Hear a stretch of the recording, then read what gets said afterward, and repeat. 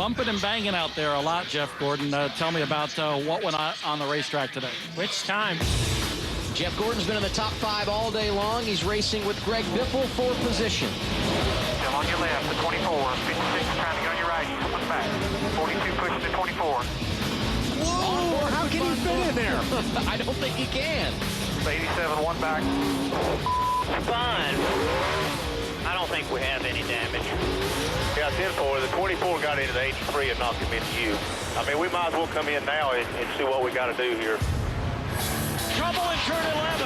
Martin Truex Jr. goes around on the front bumper of Jeff Gordon. Gordon had to get hard on the binders because he was being pressured by Juan Pablo Montoya. What a big disappointment for Martin Truex Jr., who was having a great afternoon. How the hell did he think he was going to dive bomb you like that? Apparently he had the 42 shoving him in the ass. I don't give a shit. I'm going to wreck them both. Seriously, I'm going to wreck them. Bye-bye, Jeff, and Juan. I apologize to him. I out to this stupid 42. He's about to piss me off. I really feel bad about what I did to Martin. You know that I'm gonna give him a call. I know it's probably not gonna do any good. If that was me, and my decision was either get past, lose one spot, or wreck the guy in front of me, I would have lost the spot. That's the difference. That's why I'm here. That's why he's not. Sadler gets into the back end of Boyers for the second time this afternoon. Clint has spun. Oh, the 24. That's simple. We've been doing that to everybody all day. You make sure Clint knows the 24 comes to me. Boy, Jeff is Jeff's on a mission today. He really is, man. Gordon just took us out, just completely took us out. And I feel sorry for Clint because he's trying to make the chase, and I was inside of him, and I tried to hold on to him, but I've never blocked him or raced him hard in my life. I've always given and take with him, but that changed the other day. Outside 24. Outside 24. 2 and a 24 going at it right here. Sharp elbows for Jeff Gordon today. I think I got a flat right front. I'm not sure. All clear. I do have a flat right front. Gotta come see you guys. Jeff Gordon clobbered us. On the restarts, you just get used up. I mean, just guys making it 3 wide, and I'm as guilty of it as anybody. You know, after they started doing it to me, I had to do it to others. And, you know, there's some things I'm not proud of that I did today, certainly with Martin. I mean, I completely messed that up. Other things that happened out there, I felt like were just really, you know, hard racing incidences. And I'm not proud of a lot of things that happened out there that I did today, but I felt like I had to do some of the same things that were happening to me. And I've raced Gordon my whole career and looked up to him with a lot of respect, and I know he runs for championships and try to give and take, but it's always kind of a little bit about him. And I can see what he's doing. I think he's pressing because Jimmy Johnson been kicking his butt so bad the last couple of years that, you know, he feel like he's on his last leg. So some interesting radio communication from Infineon if you missed the race. Of course, Jeff Gordon got the race car and told me that he knew he had made a lot of people upset. A lot of those feelings are going to be carried over here to Loudon and for the rest of the year. It was funny, even drivers that weren't involved in the incidents, like Kurt Busch commented in the media center, who? Jeff Bulldozer Gordon? And of course you had Jeff Burton, Mark Martin, veterans of the sport who've been involved in a lot of drama throughout the years with incidences. I shouldn't say drama, just dealing with what's happened on a bad race day. And they said they know what it feels like. Here's what the drivers had to say when they arrived here on Friday.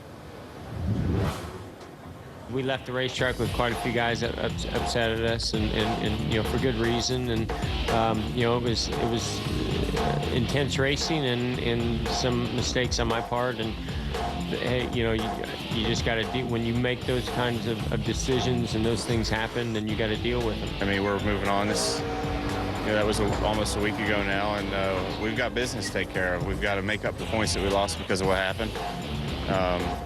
I'm still not happy about what happened, how it happened. You know, I owed him at least, you know, an apology, you know, a phone call, and then some. And so, you know, I genuinely felt, you know, terrible about what happened. I knew he wasn't going to call me back. I got his apology. I accept it. But it still doesn't change the fact that, you know, we finished 42nd last week instead of having a shot at the top 5. You know, it doesn't change the fact of what happened. You know, so again, going forward, it's just I'm going to race people like they race me. And, you know, that's just the way it is.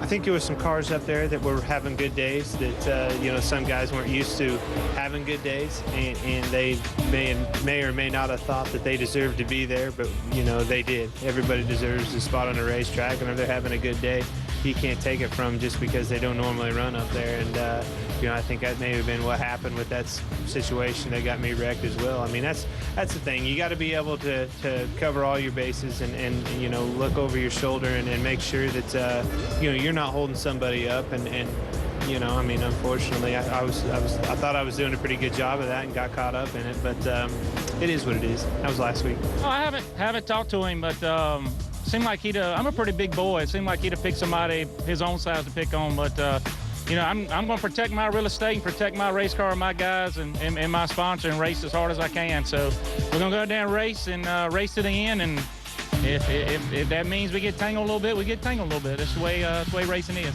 Get in line, just get in line. And I've been racing a long time. There's a lot of them out there. And I've said this before. I'm not out there to make friends, but I'm also not out there to make enemies. And I feel like I've been pretty good at that over the years and not having any enemies. And it's because I race clean. I do. Has intensity gone up for me? Yeah, it has. And it's just because that's what the sport demands today. It demands more than that. And you could say, oh, well, back in the day, Earnhardt, well, he did it that way, but I didn't. I didn't. I did it different, in those days. And it's because you had to be consistent over the full season, win the championship. But under the new format, with the double file restarts especially and all, you just got to be more aggressive. And when you're more aggressive, people are going to get upset.